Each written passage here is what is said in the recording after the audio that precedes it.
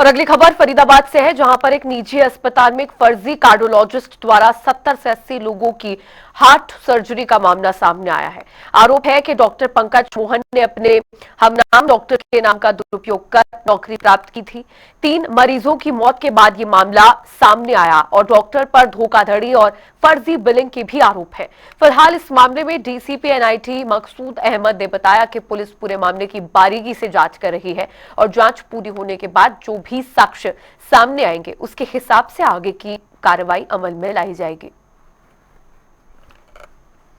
Doctor की payment बचाने के लिए इन्होंने एक अनक्वालिफाइड आदमी को अपने यहाँ हृदय रोग विशेषज्ञ बताकर और उसकी फर्जी डिग्री बनवाकर, उसकी फर्जी स्टैम्प बनवाकर उससे यहाँ कम से कम 70-80 मरीजों का हृदय से संबंधित रोगों का इलाज करवा दिया।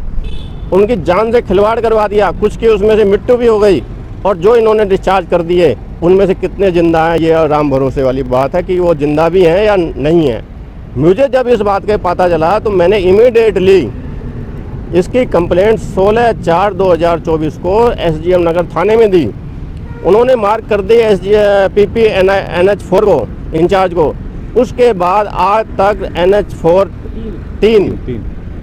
चौकी इंचार्ज ने और एसएचओ ने कोई एक्शन इनके खिलाफ नहीं लिया, कोई एफआईआर दर्ज नहीं करी और ढुलमुल रवैया करके इस शिकायत को दबाने का पूरा प्रयास किया गया,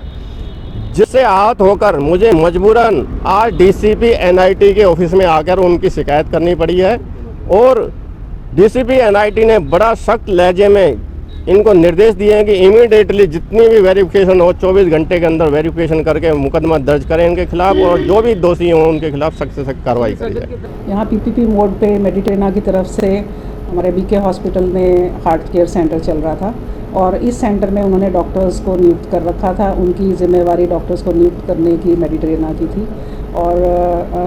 अभी जो है जब ये हमारे संज्ञान में मामला आया, पुलिस ने कंप्लेंट दी है, तो हमने उसके ऊपर जो भी पेपर्स है वो सारे पुलिस को सौंप दिए हैं और उसके ऊपर आगे की कार्रवाई जो है वो पुलिस करेगी।